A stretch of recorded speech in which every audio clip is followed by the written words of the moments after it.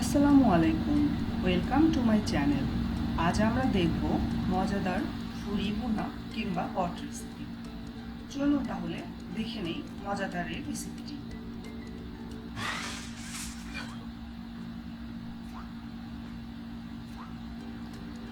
আমি এই ইনগ্রেডিয়েন্টগুলো ব্যবহার করব। এর জন্য আমি ফুরিটাকে সুন্দর করে প্রসেস করে নিয়েছি এবং কুচি কুচি করে কেটে নিয়েছি। এখন একটি পাত্রে আমি 1.5 কাপ পরিমাণ তেল নিয়ে নিলাম। যেহেতু আমি ফুরিগুলোকে চর্বি সহ প্রসেস করে নিয়েছি, এই কারণে আমি বেশি তেল ইউজ করলাম না।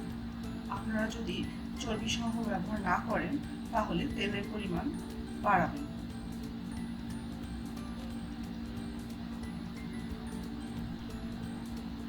এখন আমি এতে দিয়ে দিব কুচি কুচি করে কেটে রাখা পেঁয়াজ কুচি 1.5 কাপ পরিমাণ।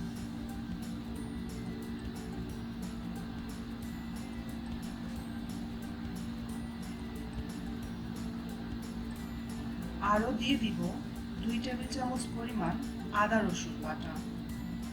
আমি আদা রসুনটাকে একসাথে বেটে নিয়েছি।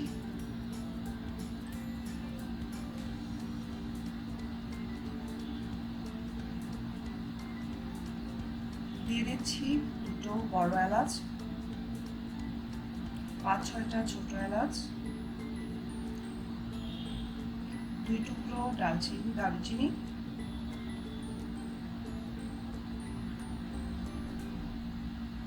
এবং 4টা তেজপাতা।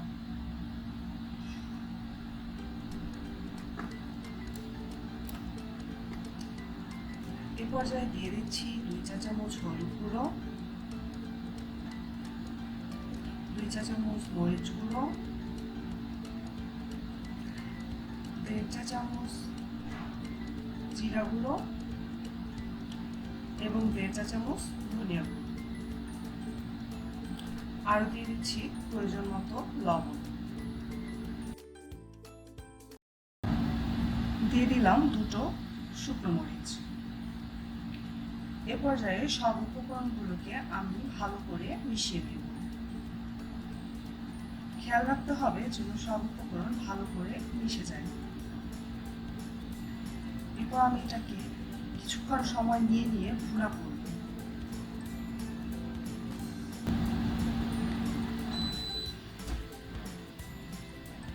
ভুড়িগুলোকে ভালো করে কষিয়ে নিতে হবে, সেজন্য আমি 10 মিনিট পর্যন্ত এটাকে কষিয়ে নিব অল্প আঁচে।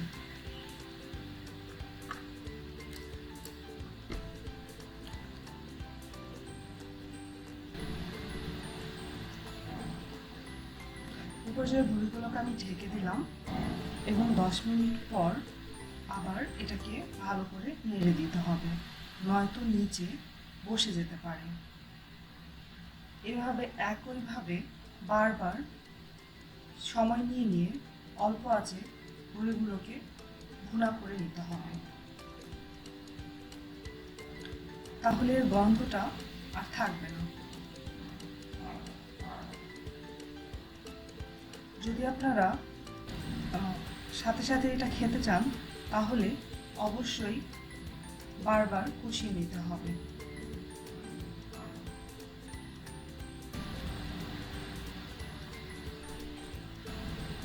ভালো করে নেড়ে দিচ্ছি যেন নিচে বসে না যায়। আমি কোনো এক্সট্রা পানি এই পর্যায়ে পর্যন্ত অ্যাড করিনি। আবার 10 মিনিট পর ফিরে এসেছি। দেখতেই পাচ্ছেন কত সুন্দরভাবে কষানো হয়ে গেছে, কিন্তু আমি এটাকে আরও একবার কষিয়ে নেব। পানি দেওয়ার আগে এভাবে বারবার কষিয়ে নিলে গন্ধটা একেবারেই থাকে না।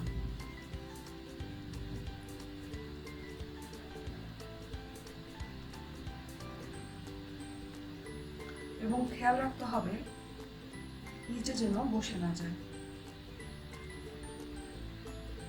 এখন দেখতেই পাচ্ছেন কত সুন্দরভাবে এটা কষানো হয়ে গেছে এবং নিচেও বসে যায়নি, পানিটাও অনেকটা কমে এসেছে।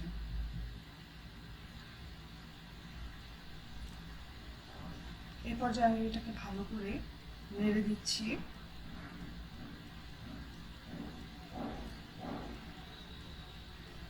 এবং এখন আমি পানি দিয়ে দিব 3 কাপ পরিমাণ।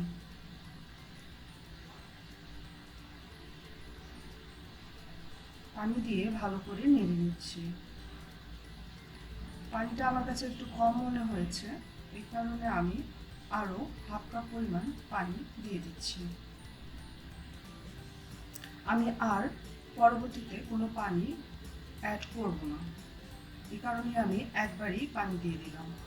এই পর্যায়ে ভালো করে নেড়ে নিব এবং মাঝারি আঁচে আমি এটাকে 40 মিনিটের জন্য ঢেকে রান্না করব। ফিরে আসছি 40 মিনিট পর।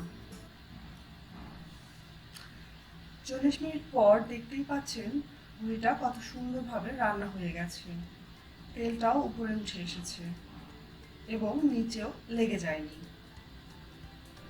এ পর্যায়ে আমি এটাকে ভালো করে নেড়ে দিচ্ছি এবং এর সাথে কিছু কাঁচামরিচ অ্যাড করে দেব। আমার কাঁচামরিচের ফ্লেভারটা ভালো লাগে, এই কারণেই আমি কাঁচামরিচ অ্যাড করছি। এ পর্যায়ে আমি একেবারেই মৃদু আঁচে এটাকে কিছুক্ষণ ধরে কষিয়ে নিব। দেখতেই পাচ্ছেন ভুড়িটা কত সুন্দরভাবে রান্না হয়ে গেছে এবং এর মধ্যে এক্সট্রা কোনো পানি দেখা যাচ্ছে না। যেগুলো দেখা যাচ্ছে এটা আসলে ভুড়ির চর্বি এবং তেল। 5 মিনিট ভাপে রাখার পর এখন আমার ভুড়ি রান্না একদম শেষ হয়ে গেছে। দেখতেই পাচ্ছেন কত সুন্দরভাবে ভুড়ি ভুনা তৈরি হয়ে গেছে। এখন আমি এটাকে পরিবেশন করব।